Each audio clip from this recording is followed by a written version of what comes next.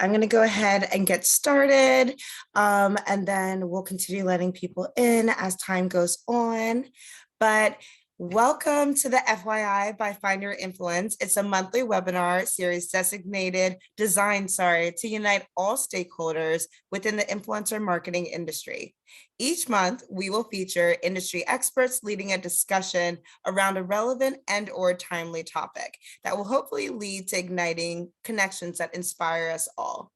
My name is Raro Lae, and I am a media personality, event host, and senior account manager with Find Your Influence. I am pleased to lead today's discussion around the influencer creativity gap. Our goal for today's conversation is to identify the different ways that brands, agencies, talent managers, and influencers can work together to reduce and/or eliminate this gap. Before we kick off today's conversation, let's begin with the necessary housekeeping items. All attendee cameras are off and microphones are muted, so do not worry, we cannot see or hear you. We will be opening it up for audience questions near the end of the hour we are together, so please drop your questions into the Q&A or chat and we will get to as many as we can. Any questions we can't get to, we will pick it up in the FYI by Find Your Influence groups on both LinkedIn and Facebook. More information on those groups are coming later, but make sure you join them once it's sent. Today's webinar is being recorded and a link to the recording will be made available to all registrants via email before the end of the day tomorrow. So, with those important items covered, please let me introduce you to our expert panelists. It is truly my pleasure to introduce you to these three individuals that have a tremendous impact on the growth of the influencer marketing industry. To start, please meet Jason Falls. Jason is the EVP of marketing at CIPIO, and of course, he'll let us know a little bit more about that, and host of Winfluence, the influence marketing podcast. He has nearly 3 decades of experience as a PR and influence marketing strategist.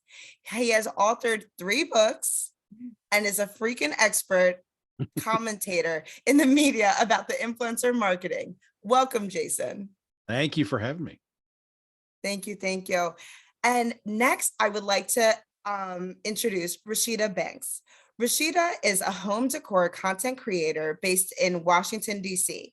She teaches her audience to be designers of their own homes through how-to videos, helpful guides, brand collaborations, and social content. Her mission is to inspire women to live a beautiful life, simply and practically.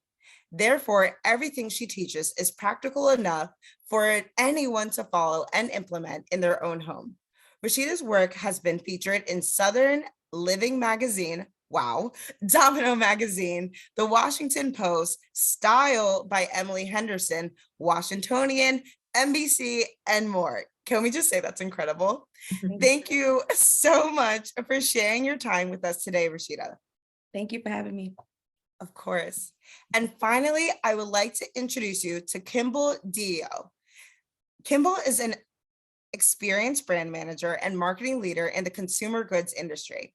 Her experience ranges from brand management at L'Oreal to developing media strategies for the multiple Kraft Heinz brands, to most recently creating the brand marketing function at a growth stage, DCC business in the pet food space. This is so exciting to have all of you here. Thank you so much, Kimbell, for joining us. Thank you. So now that you've met our panelists, let's get to it. So I want to start by asking all of you this question. To start, how do you each define the creative gap in influencer marketing, and why is it so critical that we address it today? And we can start with you, Jason. Okay, yeah, I'll jump in. So the idea behind the creative gap is something that I've been talking about for a little over a year. My sort of definition of that is you've got a lot of agencies, you've got a lot of consultants, you've got a lot of software providers, some managed service providers out there in the space. And each of them have strengths and weaknesses and all that good stuff. And some of them are very, very good, some of them not so. And that's to each brand who uses them to decide. But I was working with several at a previous agency stop that I had. And I was a little overwhelmed. I had a little bit too much work, which is always a good thing a good problem to occur. But I reached out to one specifically and said, I need you to help me construct a strategy for this brand. I don't have enough bandwidth. I need some support here.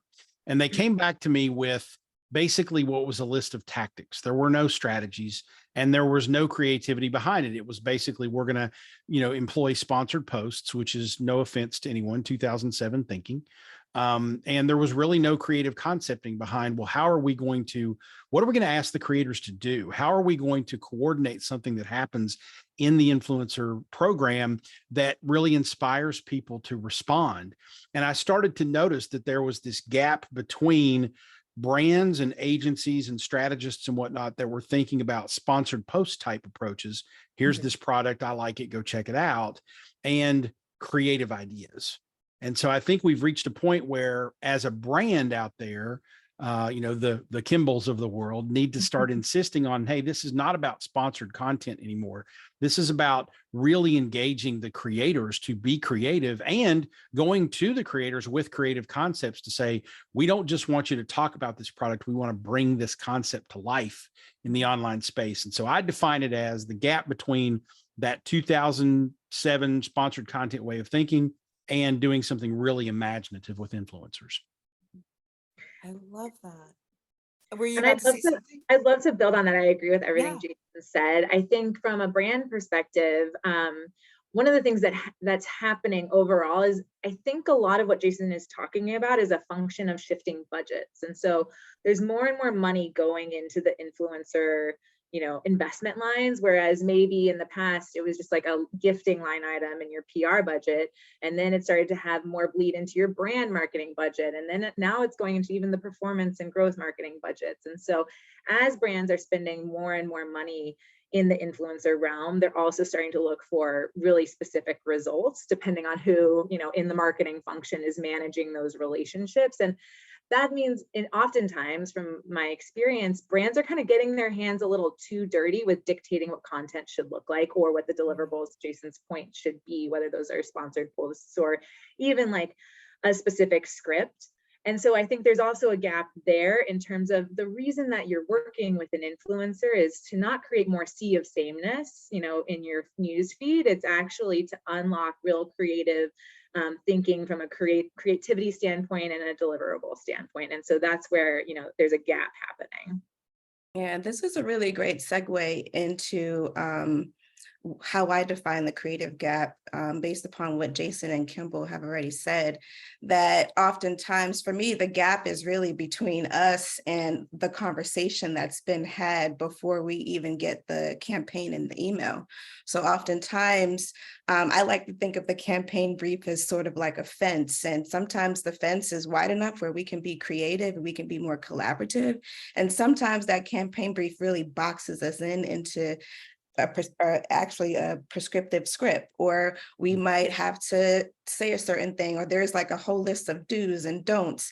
And oftentimes we just don't have the space to just be as creative and collaborative with the brand. And so the gap for me is between the time that that the conversation gets started to the time that it gets to us. And by that time, we had maybe 2 or 3 weeks to create content, where this might have been forming over the span of months, and we're just getting wind of things. So that's the gap for me between the brand reaching out to the agency and by the time that it gets to us. I love that, Rashida. And I love the fact that you guys are able to answer both from the brand side and the influencer side, because now we're getting both sides, allowing us to really have a full view of it. And so, Rashida, I actually want to ask you for the next question. Do you believe the programmatic mindset is responsible for killing creativity in influencer marketing? And then I will also pose that question to the rest of you as well. Yes, for sure. Oftentimes there's a list of deliverables, and most of the time the deliverables are asked of us not considering our audience and how we normally talk to them on a day-to-day basis. So for example, a brand might ask for carousel posts, but if you're a page that always posts reels, a carousel post may not perform as well as a Reels post might. So oftentimes we're just giving a very prescriptive campaign brief, and our audiences, there might be about 20 different influencers on the same campaign. And oftentimes when I see a campaign blast off from different influencers, they all look the same, even though we have different audiences, even though we are different people. And so I think that a way to combat that is to, again, more collaboration from the onset, and instead of giving us a list of deliverables, asking us what's the best way to get this brand story or this product story out to your audience in an authentic way. I love that. And did anyone want to build on that? I'd be Or even happy just to. from the brand side? Yes, thank you, Jason. I'd be happy to, because Yeah. I think programmatic, I don't necessarily think programmatic has to kill creativity, but oftentimes it does, because what programmatic typically means is, okay, we need to be able to measure to conversions. We need to be able to measure to sales. And what that does with influencer marketing is it carves out about 80% of what influencer marketing is really good at, which are the other goals, the softer goals, the branding, the awareness, the messaging, those mid-funnel and top funnel sort of activities that get people teed up to convert. So programmatic is a very, blinders on way of thinking about marketing. It's let's drive sales and conversions. We all know that has to happen. If it doesn't, then, you fail. I get that. But the funnel is complex. It's not one thing. And so I think if you are a programmatic mindset person, and, to Kimbell's point, a lot of the budget dollars are being shifted over to media teams and programmatic teams. So you're going to get that mindset up front. What those professionals, I think, need to do is challenge themselves to understand the breadth and depth of what influencer marketing can accomplish, so that they're not eliminating the 80% of the good and going after this limited audience of people that can actually move the needle for you. Right. Yeah. And I think a build on that is, remember why you're doing influencer, right? You're borrowing the brand equity of an influencer and their audience. So you have to trust they know how to tell that story, whether that's the type of post or also the content deliverable. If I'm, as a brand, dictating exactly how Rashida should shoot a reel for me, I've lost touch with why I'm working with Rashida. Yeah. That is a very good point. And so this next question also, this is to Kimbell and Rashida. I do want to ask, what mindset shifts must change for brands and agencies to move influencer marketing to this expert level of creativity? And I do think you guys started to kind of answer that already, but I would love for you guys to just build on that and extend a little bit more. Yeah, I think that it should move. Oftentimes, some of the campaigns feel very transactional. And so with that, it's not very personable. We're giving a list of deliverables, we're giving timelines, and we need to meet them. And then, of course, they want our actual post to perform.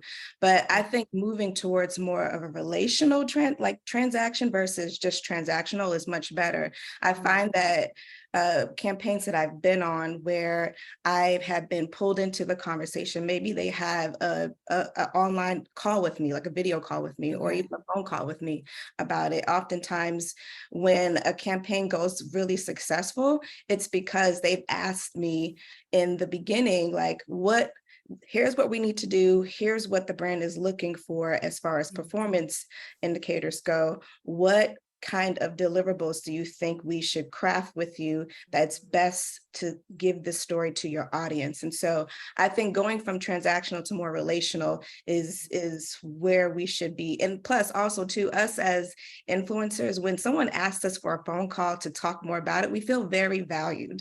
Like, I love getting on the phone. It's so much better than just an email exchange. So feel valued, you put more passion behind your creativity. I totally agree, Rashida. Oh, sorry. Oh, no, go ahead. But I think, from a brand perspective too, it's so important. And actually, I think this actually goes both ways. Like, the brands need to really be screening beyond the metrics that they're getting, whether that's followers or engagement. It's like brand fit, brand safety. Like, is Rashida the right partner for me if I'm managing, a home care brand? Great. But also the influencer should be screening the brand. Like, just because there might be a nice budget behind it doesn't mean it's the right thing. And so it goes both ways in terms of screening for the values. And then I agree with Rashida that getting the influencer involved more upfront is what's going to drive stronger creativity and honestly stronger results. And I want to build on that just real quickly for those out there who are maybe at agencies, especially advertising agencies, or even at brands. You would never launch an advertising campaign and have only paid attention to the conversion metrics and how are we going to drive sales. You would start with a creative brief. You would give that to your agency or to your creative team and say, come back to me with concepts that are going to deliver this message in a creative way. Why aren't you doing that with your influencers? They're creatives. They can be an extension of your creative team, or they can be sort of freelance independent people that you reach out to interpret your brand in a way to their audience. But you've got to give them that brief up front and say, I don't want you to just drive conversions. I want you to find a way to creatively bring this idea to life to your audience, or to your audience and our audience. So if you kind of put them in that same category where you would put your agency partners or your creative directors, et cetera, you're going to start to see a lot more success because you're turning the creative concepting over to them. I am honestly floored with the amount of knowledge and gems you guys are dropping. I am so happy this is being recorded because I'm going to need to replay it. I'm a note taker, but obviously I can't take notes right now. So this is just such good information. And Jason, so do you want to ask follow up and ask you this question? What do you believe are the main reasons behind the prevalence of series of sponsored posts? I know you touched on that a little earlier too, rather than cohesive integrated campaigns in influencer marketing. How do you believe that brands and influencers can overcome these issues? And then I do have a follow-up question that I'll let you know, but I know it's a bunch together. So let me know if you need me to repeat everything. But Sure.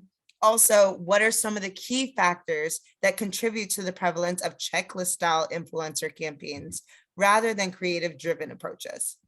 I think there's two primary things that are driving that. I think one is we all learned how to do this in 2007, 2008, 2009, and we didn't take into account that consumers change, behavior changes, the technology gets better, the consumer interaction with technology gets better. You know, when in 2009 or 10, 11, when the sort of social media marketing thing really started to take shape and Instagram came out in 2011 and whatnot, and we started to use the term influencer as opposed to bloggers, which is what we call them back then, by the way. Yeah. When that change happened, a lot of people didn't change their approach to say, oh, consumers are getting smarter. They're a little bit more skeptical of these sponsored engagements that they're seeing on these social platforms. And so we need to kind of evolve with them and come up with more creative ways to get people's attention. Everything in advertising and marketing going back centuries has been, you have to do something a little bit bigger and a little bit better every time out to get the consumer's attention. Because if you keep feeding them the same thing over and over again, they're going to get bored with it and move on. We haven't adjusted and adapted that way. Yeah. And not to throw anyone on the media side of the aisle or the programmatic side of the aisle under the bus, but there's also been, as Kimbell indicated earlier, a shift in budgets to put influencers' responsibility sometimes under the auspices of people who think in terms of programmatic media buying. And they take that creativity out of it. They go, oh, it's just a sponsored post thing. Let's get all these people to hold up the product and say, go buy this, and we'll just measure against impressions. So it's older thinking without change and adaptation to consumer behavior. And I think I'll say it's a little lazy. It's like, oh, well, this is easy. And I've worked with a big consumer products company who said, we just want impressions. So just make sure the product appears really good on the screen and measure the number of impressions. And I'm like, well, that's not really going to do anything other than reinforce that, hey, there's this logo that I'm familiar with. But we've fallen into this mindset of that's how you do it. And we haven't realized that the marketplace changes almost daily these days. So we've got to change with it. Yeah. And that's such a great point. Just because with a lot of different companies and different brands, you do see them utilizing the same strategy from 2007. Shout out to us that have been here since when we were called bloggers, because that's amazing. I'm like laughing so hard right now because that's so true. Everyone referred to influencers then as bloggers, but yes, that's such a great point, and making sure that these brands, these agencies are evolving with the times and not using just what they're used to, but what the audience and the consumers actually do need to see for them to actually make a conversion. So such great points. And so jumping back to Kimbell and Rashida, where is the balance between brand control and influencer partner creativity in a campaign? Rashida, you want to go first, or you want me to? Okay. I think that, so oftentimes when I think about influencer marketing, I see it between word of mouth marketing and then traditional marketing. We kind of like right down the center. That's kind of the birth of influencer marketing, that people just trusted our word on a product that we were reviewing or a service that we were doing. And so I think that I know that behind lots of brand campaigns, there are a lot of legalese behind it, that there are lots of things that we can and cannot do because we are being paid to advertise something. But I do think that we should be given a little bit more liberty when it comes to how we want to talk about the product to our audience. I think also sometimes too, we don't have enough time with the actual product or service to even talk authentically about it because we may have only 3 weeks to do something or 2 weeks to do something. I find that after I'm done with the brand campaign, I get to really experience the product and I can talk about it way better than I could 2 weeks ago because I had a month with it. So I think that giving us some more time with the product and the service to be able to experience it so that we can talk authentically about it, which goes back to why influencer marketing is a thing in the first place, is because we had an experience with something and we wanted to talk about it because it improved our life in some kind of way. And we want to talk about it to our audience because we know it will improve theirs. So if there could be a way where a brand would allow us to experience the product, to talk about it more authentically, I think we'll achieve balance with the brand and with how we deliver. Mm-hmm. That's Yeah, excellent. and I think there's always going to be give and take, right? Like a brand spending real dollars behind this, and as I said earlier, more and more of their budgets are going towards the influencer landscape. And so I do still see a world where brands are going to need some sort of surety of like safety of message and that the key talking points are in some way delivered.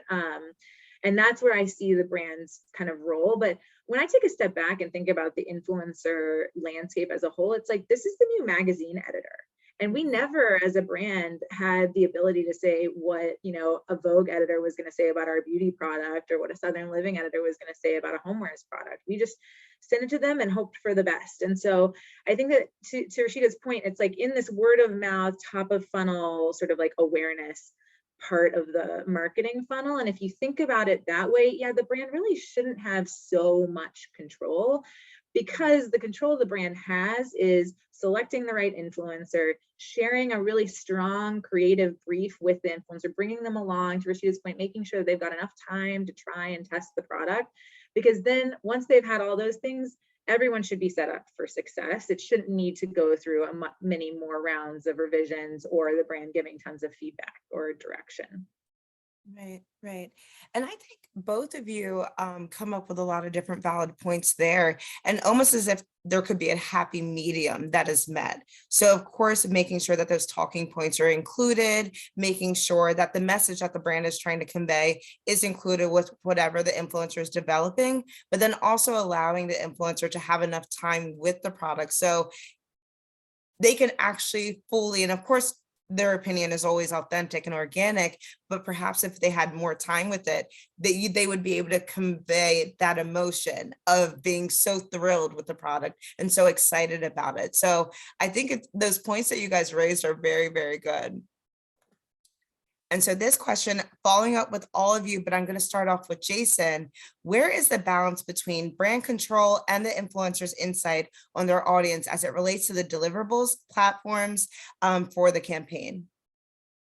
Well, that's a good question because I think, and I've had this experience before where I've said, you know, the brand wants to operate on, you know, Instagram and TikTok, but they really covet this creator whose strongest content is on YouTube. And so a lot of times, we jump over that hurdle.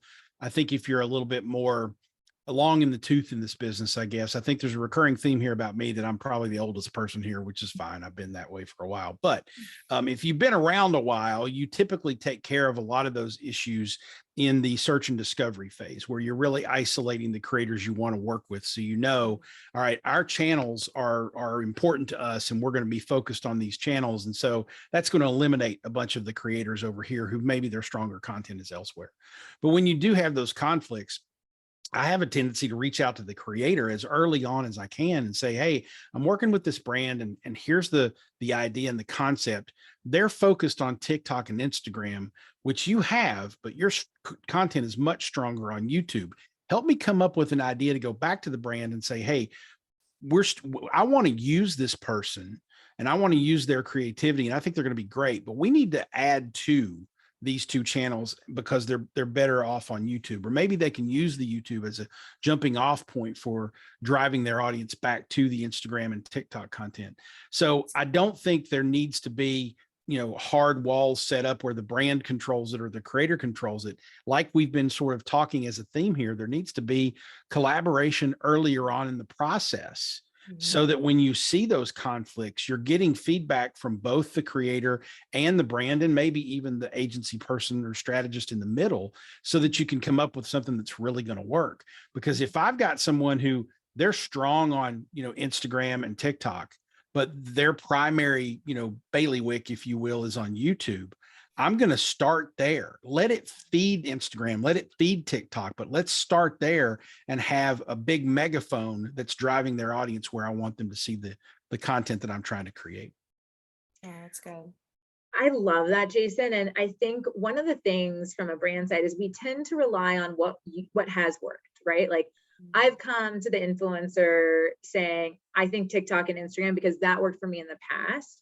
And having a sort of test and learn mentality is where you can really unlock amazing results with an influencer partnership. So, okay, maybe the, negotiation is we get something on Instagram because we know there's a lot of audience there, but let's this is an opportunity as a brand for me to lean in and learn something about YouTube because I have no YouTube strategy today. And let's do that together. And I think that's, the theme that we keep talking about is that earlier on alignment, but also having that mentality as a brand. And even if you're an influencer or an agency, pushing your brand partners to have that mentality in order to, drive what the influencer wants from the campaign, as well as something that the brand can get out of it that maybe they weren't expecting. Well, and it goes beyond channel too. And this is going to give me an opportunity to brag a little bit on Rashida here, because I worked with Rashida on a previous campaign. And on the onset, we knew we're looking for a certain type of creator, not what channel that they're posting on, but we wanted someone who was really good on camera, and someone who was in the home decor space, someone who could be a personality and kind of talk people through the content. And as we looked out there, it's easy to go, well, let's find all the former TV journalists that are now doing Instagram or TikTok and see if we can find someone. But as I started looking, just Rashida's content popped off to me because she was doing video. She was great on camera. She was super engaging. She had a great audience. She checked all the boxes for us. And so it wasn't so much what channel is she good at, it's how good is she at creating the type of content we're looking for, because it was content that Rashida certainly was going to be using, but it was also content the brand wanted to use. And so it's almost like setting out to find a creative director for a campaign. You've got to really know what you're looking for on the front end so that you can find what you need in the end. Really good. Thank you, Jason. Awesome. And Rashida, did you want to jump in there, or? The only tidbit I wanted to add, because Jason and Yeah. Kimbell, they really covered all the bases on that question, but the only thing I wanted to add is that when we are talked to on the front end of the whole process, sometimes I like to think that we're a big ecosystem. And there was a time when a brand did come to me, we had a conversation, and I was upfront with them, letting them know that I'm not a good fit for this, but I actually know who can be. And so oftentimes you can talk to us and we know many other influencers that may not have been on your radar yet, and we can give you a list of other people that will be a really good fit for your campaign. And we're friends with each other, so we want to help each other out and introduce you to other influencers. So yeah, having the conversation up front, we can tell you if we're a good fit or not, or tell you about somebody else.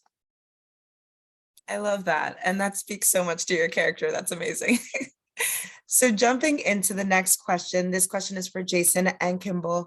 What role does the agency play in fostering collaboration between brands and influencers? How can agencies better support both parties in aligning their creative visions for a campaign?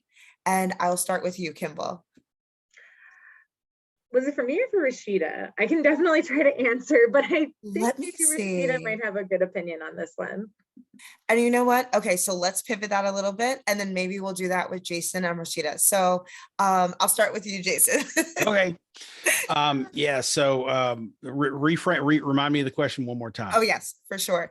And so what role does the agency play in fostering collaboration between Yes. brands and influencers? Gotcha. How can agencies better support both parties in aligning their creative visions for a campaign?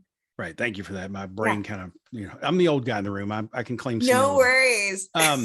So yeah, so what the role that the agency typically plays in any sort of marketing support function is they're an extension of the brand team, because the brand team doesn't have enough resources internally to be able to pull it off themselves, right? And so they're supposed to be the specialist, the eyes and the ears, the brains for the brand. They don't make decisions for the brand, they make recommendations, and the brand makes the decision. So really the role is to be that subject matter expert on the influencer marketing space, to understand, all of what we're talking about why you choose a specific creator, how you collaborate and communicate with them, advocating for bringing them in early in the process. So that agency person is really important, because what the brand is asking for is, I need you to handle this, because I don't have the time or resources to do it. Bring me the intelligence, bring me the creators, bring me the recommendations, pitch it to me, explain to me why it's good for me to say yes to this, and I will. And so the agency is kind of the quarterback of the thing. They're not the coach. The coach is going to make the decisions. That's the client. But the agency is the person who walks out on the field, looks at what's out there and says, okay, I think we need to go this way and for these reasons. And so you really kind of have to be a subject matter expert on the entire ecosystem and cycle and process and workflow of what influencer content and influence creativity is all about.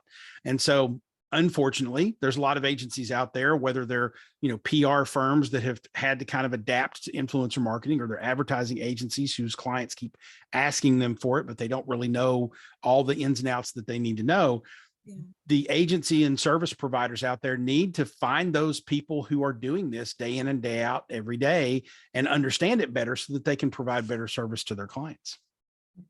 I love that. Really good. To build on that, just going back to my experience with working with Jason, when he reached out and the contract was sent, this is actually something I talked about yesterday in my stories. I see the agency as an advocate for both the brand and the influencer. And we can oftentimes tell when we're being advocated for, or when we're just being kind of used as like a tool to produce content and so forth. And I remember reading over Jason's contract, and it was the first contract that I ever read to this day, where it advocated for us and our creativity and the boundaries set around that, and just kind of protecting our creativity in a sense. And so I just think that when it comes to the agency, it's their role, one, to sometimes connect us with the brand so that we can understand the passion behind the brand. That will in turn help us talk about their story and deliver the message to our audience in an authentic way. But I think it's their role to bridge us together in such a way that we can be in on the conversation in the same way that the brand directly spoke to them with. So yeah. Yeah, absolutely. And so moving into the next question, this question is for Kimbell, Jason, and Rashida. How can we empower influencers to take the initiative in a strategic manner to bring more creativity to their brand partnerships? And I'll start with Kimbell. Yeah. So I think we've talked a little bit about this already, but it's, seeing the influencer as a key stakeholder in the campaign. They're not just, an executor. And Jason said this really well, like, see them as a creative director or creative agency that you're hiring to create content for you. And I think that's where, you're going to unlock the best in terms of deliverables, and also more creativity and more strategy in what they're kind of bringing to the table. I think I've had, experiences working with influencers that range, and they'll just take the direction and do it. And I think that those ones tend to be the poorest in performance, to really pushing back on the brand and me and saying, I think we could do this in a different, more strategic way. And those are the ones that I've seen stronger performance from. And so, Rashida said earlier, I think the power of saying no, or the power of actually saying this isn't the right fit, or I think we should take this in another direction, is actually going to probably get more out of your relationship with the brand than you just take the direction if you disagree with it. And so I think influencers should feel they're in a position of power. I keep saying this, there's more and more money going into this industry. And so, see that position of power and run with it. Right. I love that. Thank you. And then were you going to build on that, Rashida? Yeah, I was going to build on what Kimbell was saying, that, I actually changed my LLC a couple of years ago to say media, because we are a media company essentially. Yeah. And so when we are given the opportunity to be a part of the conversation early on and have this collaborative conversation on what's best on how to relay this product to our audience, or whatever the performance indicators are for the campaign, it's really beneficial to us. Again, I said it, I think earlier, that it makes us feel very valued, and it makes us feel a part of the conversation, that we have a seat at the table to be able to talk about figuring out, like, how can we best spend your money where you actually get a really good success rate out of the money that you're investing in us. So again, collaboration from the onset is everything to success.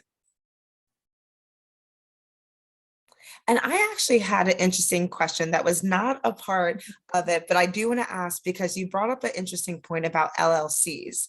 And so when it comes to LLCs, would you, from everyone's perspective, would you recommend influencers creating an LLC when dealing? And how does this affect the relationship? And how would, from the brand side, how would you take into consideration someone who has an LLC as an influencer versus someone who doesn't? Going to take them more seriously, that's for sure. And it makes it really, anytime you get into a situation where you're charging money to someone else for anything, you probably, just from I'm not a lawyer, but the best advice I could give you is you're probably going to want to set up an LLC or some sort of corporation, so that you don't have a lot of personal financial liability for something that might go wrong. And so having an LLC sends a signal to a brand and the agencies you're working with: this is a business, I'm serious about this, and when someone is that versus someone who, you just cut me a check to me personally, that person seems like, okay, they don't really understand the business world yet. They're not really quite there. And so that opens up some concerns about that particular individual. Doesn't mean they're necessarily going to do a bad job or it's going to be a bad deal, but someone who is trying to build a business out of this, those are the signals that brands will actually look for and prefer to work with those folks, because they at least have that amount of savvy. Yeah, I mean, for me, it helped bring accountability to me and what part I play in the whole influencer marketing. So it was also a mind shift for me, because I started to do some more research in media and marketing to make sure that I am effective in my job. And so I think even for the influencer, it's a mindset shift. It helps them to be more confident when they are at the table talking about how they can be of service to the brand or the agency. Yeah, professionalizing the industry is not going to hurt it. That's my take. Yeah, no, I love that. So this question is next actually for Jason. So as a creator myself, I am familiar with influencers walking away from big brands with big budgets because of the prescriptive nature of the campaign brief, which did not allow for influencers' voice to come through. From a brand or agency perspective, how many no's does it take from the influencers before the approach is changed? Yeah, I would say that an infinite amount, because brands are stubborn and often dumb when it comes to these types of things. If a brand, no offense, you're not, but some brands are. You have to remember that the brand folks that we've been talking about here who are, really focused on maybe performance metrics, or they don't really understand the influencer marketing ecosystem and they treat it like an ad buy or a product placement, they have a very tunnel visioned mentality of what they want. And there's not going to be a lot of flexibility in what they agree to. And so if your brand or your agency has that mentality around influencer marketing, it doesn't matter how many no's they're going to give. And the bad thing though is there's enough influencers and creators out there, they're going to find yeses. So they're going to eventually land on something that will do. It may not have been who they preferred. It may not perform as well as it could have otherwise, but they're going to be able to check that box and move on, which is a bad way to do business all the way around. So, and to those brands who are that rigorous and that, sort of not flexible about how they do things, they'll eventually learn. They'll eventually be very, very disappointed with the outcomes of their influencer marketing campaigns. If they're only counting impressions and not counting engagement and awareness and all of the other great things you can get out of creators, eventually they're going to be dissatisfied and they're going to shift those budgets. The brands that listen and say, okay, well, why are you saying no? And start to come back and reconsider things. Those are the ones that evolve and learn and get better and get to the point to where that's not even a question. Right. And so has there ever been an opportunity that you did push back on the brand? Every single opportunity. Okay. I don't know that I've ever worked with a client anywhere where they said, we want this, this, and this. Yeah. And I've gone back to them and said, okay, well, we can ask for these things, but in order to better understand and embrace this channel, you need to be a little bit more flexible here and here. And you have to be comfortable with, we're going to turn all this over to a creator who may go off on a tangent that we're not prepared for. So every single conversation I have on every single campaign with every brand I've ever worked with in this space has always had a little bit of pushback.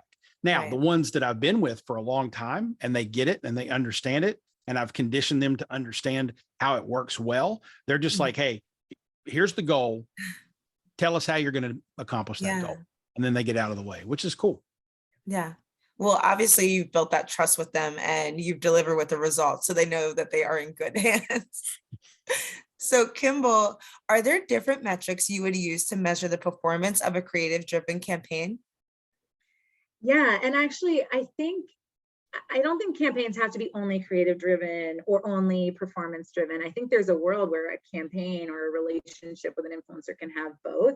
But it's just really about making sure that the influencer knows what the brand is expecting. And so, I've had success with an influencer in the past where actually we signed a longer term partnership. So multi-month, not just a specific campaign, as sort of like an ambassador for our business. And what we saw really great success with was a balance of, look, we're spending a lot of money with you. We want to see some performance driven results. So like there's going to be some posts where you're maybe pushing a code or you're really driving to the website that's very sales focused. And for those, we're going to measure on conversions. But we also want to give you creativity because we think the reason we work with you is you've got amazing ideas. You're so creative. You're great at storytelling. So then you can also have some piece of this multi-month contract or some deliverables within the multi-month contract that are on the platform that you think is the right for your audience. So back to our earlier conversation, maybe it's YouTube, and we've been focused on TikTok and Instagram. And for those, we actually just want to have brand awareness. So like, let's measure the number of impressions that you're getting in a certain amount of time. And one thing that we saw great success with that particular relationship was actually giving sort of incentives on, like further incentives on, if you hit certain thresholds of impressions, we're actually going to give you even more. So that really incentivized the creator to think even further outside of the box. That's good. Yeah. That way. Oh, I love that. That's excellent. And so jumping into one of our last questions, have you guys, and this question is for all of you, have you come across any innovative approaches or strategies that have effectively closed the influencer creativity gap? How can other brands and agencies implement similar tactics? I'll jump in. I've got a great example. It's a couple years old now. It was actually the byproduct of the pandemic because the creators in question had to come up with a creative way to pull this off when they were, in lockdown. And so it was for Q Mixers, which is a brand of cocktail mixers. So they have Manhattan and old fashioned and daiquiris and all that kind of stuff. And you buy those and mix your cocktails.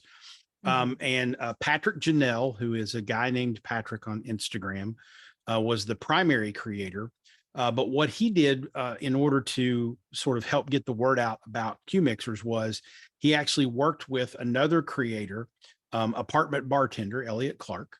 And they actually collaborated on, they did a Zoom call where they were just friends catching up, and they are friends. So it was very authentic. But it was, talking about, and they had this I'm not sure how the Zoom call lasted, but the actual finished creative piece was a couple of minutes long. And it was kind of a little short narrative of these two guys in lockdown, enjoying a cocktail while they had a conversation about everything from dating to the pandemic to, all this, what are they cooking tonight? That kind of thing. And it was a really interesting sort of bird's eye view because they had a production company, or their production people shot it from, you were watching them. You weren't watching a Zoom like we are now. You were actually watching them sit at their computer talking to each other. And then they talked about the Q Mixer, and, Patrick asked the apartment bartender guy, well, what do you like about Q Mixers, or what do you recommend? And now all of a sudden it's this very authentic conversation between two creators. You've got two audiences that are getting this message. You've got fantastically produced brand creative that they can use on their channels as well. And that was not, we're Q Mixers and we want you to endorse us or hold up our product and say, go buy it. It was, we want to reach your audience and really engage them around our brand. How can you best do that? And the creative collaboration there between the creators made it come to life in a situation where it was going to be very difficult otherwise. Yeah, really great. I would love that. I have never experienced that before, but I can see how beneficial that would be.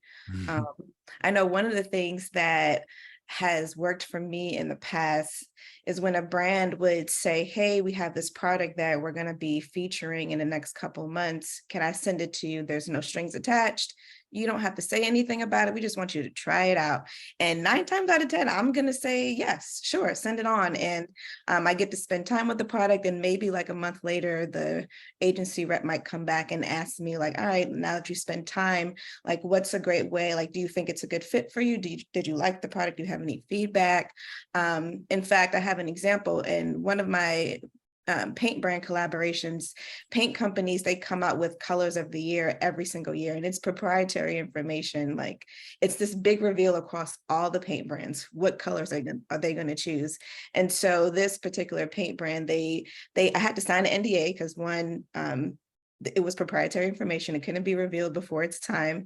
But it gave me, they sent me the colors after we signed, and it gave me time to think about, well, how can I use these colors in a project? And by the time they were ready to actually kick off the brand campaign, I was ready with a project that I knew would have impact. My audience would respond really great to, instead of having like 2 or 3 weeks to think about a project that I then have to physically get it done. So them sending me the colors ahead of time just gave me some time to like really think about it. So I'm really all for whenever a brand says, hey, we want to just send you something. And even if it doesn't work out, it was a small investment. At least it was an investment into a whole campaign, just into a product. So I think sending out messages like that will get you a yes faster, and then more collaboration between then and the time that the campaign actually launches. One of the colors was my shirt.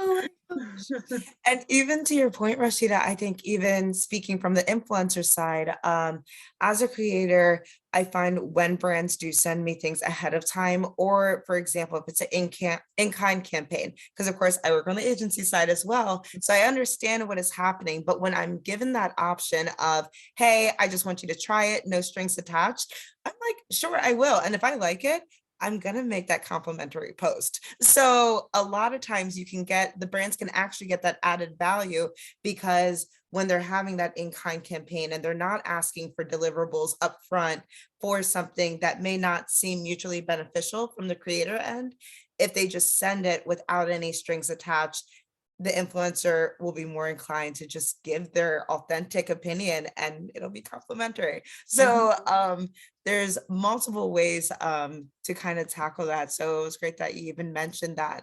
And so I do want to go into the Q&A, but before we go into the Q&A, I want to thank you guys so much for joining us, because the amount of wisdom, Kimbell, Rashida, Jason, that you guys dropped today was phenomenal. And literally, I'm sure it's going to help every single person that joined. Where can we reach you guys on your social media platforms, your LinkedIn's, wherever you may be? How can we reach you? Well, I'm mostly on Instagram at Rashida.Banks. Okay. And you could find me on Pinterest, but Pinterest is not as collaborative and comments like how Instagram is. So Instagram is like my bread and butter.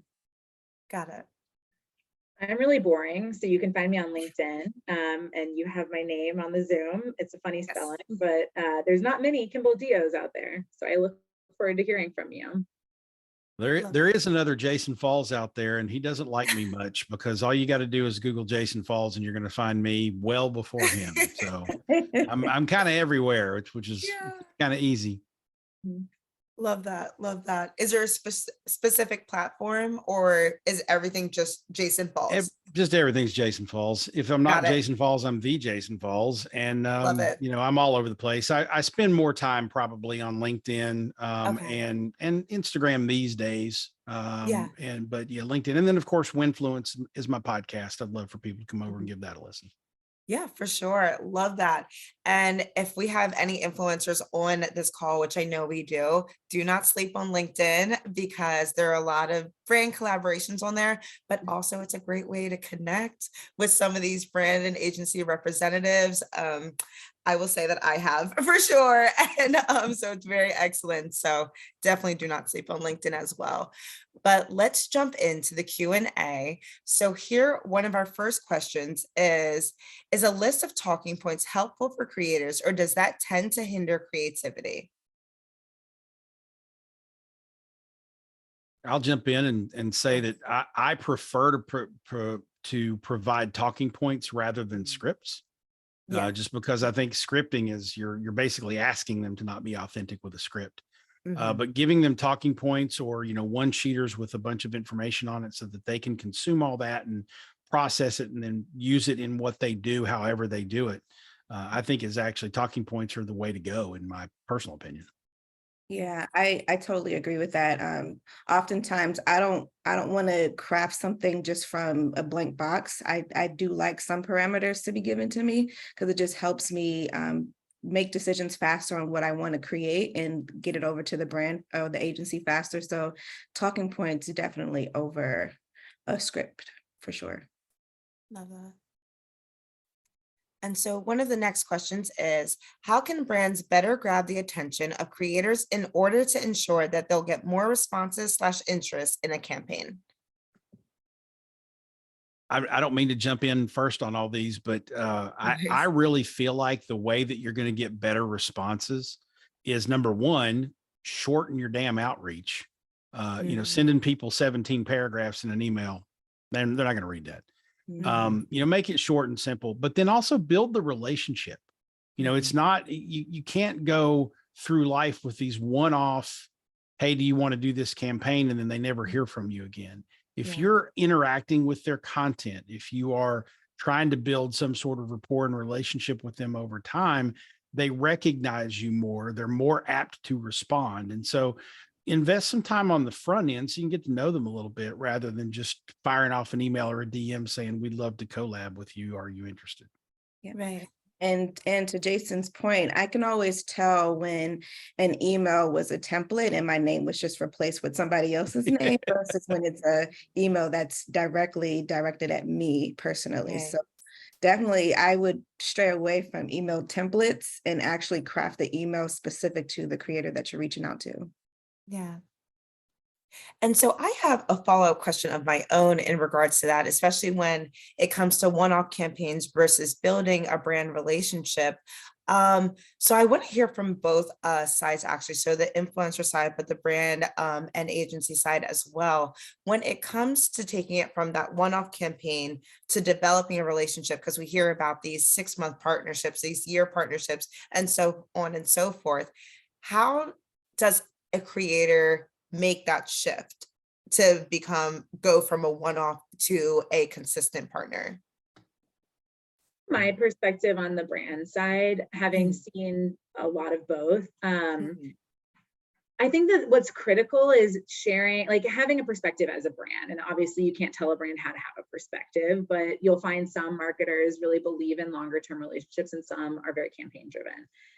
But that being said, you know, what usually happens is a brand might start with sort of like a campaign, and they might, without the influencer knowing, treat it as a test. They might say, okay, I want to work with Rashida longer term, but I can't sign something unless I know that she's going to perform. So when you are doing an initial campaign with a brand that you want a longer term relationship with, my advice would be put your very best foot forward, which obviously you would do anyway, but treat it as though it's almost like an interview for a longer term contract.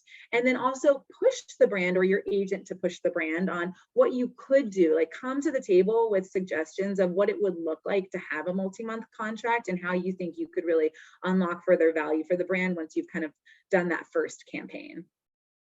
Yeah, I usually like to also lead with my metrics, but not just like metrics of likes and saves, but really like comments and DMs. That's what you don't really get to see. So oftentimes when I send my report, I'll screenshot some of the DMs. Sometimes it's questions, sometimes it's people's experiences, and I'll send it back to the brand and say like, hey, we can actually take this a few more months if you would like, because they actually have more questions and more thoughts around the product or service. And so I think capturing all those things and sending it in a report will be very beneficial to getting you a longer term partnership. Well, and I'll add to this too, because I know Rashida does this. If you are delivering your social analytics, that's one thing. But if you're able to say, and I have this many people who read my blog, and I have this many people on my email list who are super engaged, and I communicate with them regularly, now all of a sudden the brand sees, oh, wait a minute, this isn't just a top of funnel thing. This is a partner who can help us get people down the funnel and give a lot more rich information to the super engaged super fans that they have. So don't think just in terms of social media. Think about a media company and being able to provide multiple solutions for the various parts of the funnel. Yeah, and I would also even add to that too is having relationships with other media platforms. So I've gained a rapport with Southern Living Magazine, with Domino Magazine, with Style by Emily Henderson, who have way larger audiences than I do, but they trust that if I bring a topic or a product to them that I can talk about, they will let me do it. And so when you leverage me, but then you're also leveraging my relationships with other media platforms, it could really expand the campaign to a way wider reach than just me. Wow. Awesome. Oh my goodness, guys. That is such good information. And so coming to the last question, this question is for Kimbell and Jason. How do you best measure influencer performance? I mean, from my perspective, it comes down to the objective of the campaign or whatever, you know, is going on with the marketing calendar. It might be campaign, it might be a longer term contract, like I've said. And the same way that you might measure other media, I'm maybe looking at this campaign for awareness. And so in that case, I want to measure the, you know, impressions that the posts that the influencer has posted are getting. I actually, maybe for this campaign, I'm just looking for content. Like I just want as many pieces of content of a new product being used. And so maybe it's number of pieces of content even, or it could be performance metrics like conversions. And so I might give the influencer a code and say, I'd love to measure on redemptions on your code. All of that to say is you can measure it any which way you want from my perspective, as long as you're super clear with the influencer on what they're being measured against. Because what I've seen be a challenge in the past is the brand expecting one thing, but not communicating that to the influencer and then being disappointed with the results because they didn't tell them what they were measuring on. And so that's what's most critical in the success of a partnership here. And the only thing I have to add is know what that is from the beginning. Plan to measure. Like this sounds kind of shocking to say, but in my 30 years of experience in digital marketing, the biggest mistakes that brands make is they launch things without any idea of what they're going to measure along the way to figure out how well they did it. So you have to plan to measure on the front end. It's part of your goals and objectives. Okay, if our goal is this, all right, well, how are we going to measure that? And are we going to be happy with that measurement system? Because you need to set those data traps along the way to be able to pull that data in so that you can look and go, oh, okay, we are progressing up and to the right, keep going, or we're not. What do we need to do to change? So understand that at the front end, share it with your creators, and now you're going to be pretty happy with how you're measuring performance. I think that is excellent because I know that's something, of course, we try and do here at FYI, but even in previous experience or just campaigns that I've been onboarded onto, you would be surprised how many brands do not share the metrics of what is being measured. So you're going into it completely blind. And just you saying that, I guess for me, I just automatically assume like, okay, I know we do it on our end as a company, but from the other end where different brands are reaching out, a lot of times influencers don't actually get that information. So that is great. That's awesome. Well, I know we are at time, so I want to thank each and every single one of you guys for coming on. You have been absolutely excellent. This conversation was so amazing with you guys. So thank you again, Jason, Kimbell, and Rashida, for your commitment to making the influencer marketing community stronger. Thank you as well to the many industry professionals who invested their time to join us for this conversation today. We invite you to continue the conversation on our Facebook and our LinkedIn groups by joining the FYI community by Find Your Influence on both platforms. So finally, we do want to extend an invitation to everyone to join us again on Thursday, September 21st at 1 p.m. Eastern Time for a conversation around the impact that influencers and UGC creators make for your brand. Stay tuned for registration information coming your way soon. Have an amazing afternoon. Oh, I cannot talk. Have an amazing afternoon, and thank you guys so much. Thank you all for having me. Awesome. Bye, guys.